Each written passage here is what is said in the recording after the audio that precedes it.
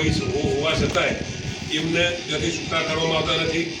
એ કોની સાથે કનેક્ટેડ છે એમાં મારે પડવું નથી, પણ ભારતીય જનતા પાર્ટીની જિલ્લા પંચાયતના જે સભ્યો છે એ કઈ રીતે બિનહરીફ થાય એવી તાલુકાના પંચાયત તો પણ બિનહરીફ થાય એવી જે કામગીરી મુશાળ દ્વારા કરવામાં આવી છે પીઆઈ સાથે દ્વારા, એની સાથે અમને સખ્ત વાંધો છે.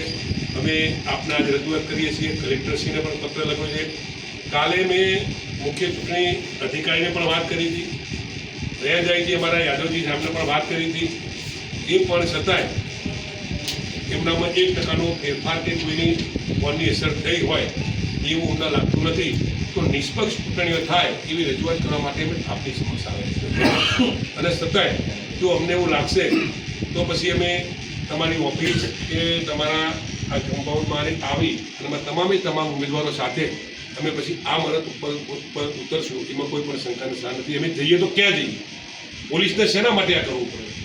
પોલીસની કામગીરી કાયદો અને વ્યવસ્થા સાચવવાની. મુશાળ પીઆઈ એ શેના માટે ભારતીય જનતા પાર્ટીના ઉમેદવારોને પાર્ટીના કાર્યકર બની અને કામ કરે છે એના માટે સવાલ ઊભો થયો છે. ત્યારે અમારે તમારી પાસે સાહેબ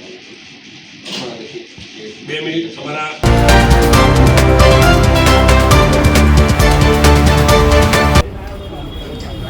આજે એક અગત્યની મિટિંગ જે બોલાવવામાં આવી છે એ મિટિંગની અંદર ખાસ ચર્ચા એ કરવાની છે કે નગરપાલિકા અને તાલુકા પંચાયત અને જિલ્લા પંચાયત જ્યારે ઇલેક્શન બિલકુલ પડઘમ વાગી રહ્યા છે એટલે પ્રચાર માધ્યમ ચાલુ છે ત્યારે જે પોલીસ દ્વારા ઉમેદવારોને જે પોલીસ સ્ટેશને બોલાવી અને જે ધાક ધમકી જે આપી રહ્યા છે એ બિલકુલ ખોટી છે.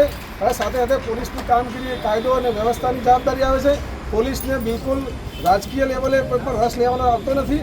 અને પોલીસ જે આ કામગીરી કરે છે એ પોલીસ માટે પણ એક મોટો પ્રશ્ન ઊભો થયો છે. એ બાબતે આજે અમે પ્રાંત અધિકારી અને મામલતદારશ્રીને રજૂઆત કરવાના છીએ. સાથે સાથે પણ ચૂંટણી કમિશનર અને કલેક્ટરશ્રી અને મુખ્ય સચિવશ્રી ગુજરાત રાજ્યને પણ આ રજૂઆત કરવાની કે ભાઈ આવું નીચેના લેવલે જે ચાલી રહ્યું છે પોલીસ દ્વારા એ બિલકુલ ખોટું છે. અને આ બાબતે જે પણ પોલીસ અધિકારી હોય એને સૂચના આપી અને એને કાયદેસરની કાર્યવાહી કરવા અમે રજૂઆત કરીશું. બોલો ભારત માતા કી જય.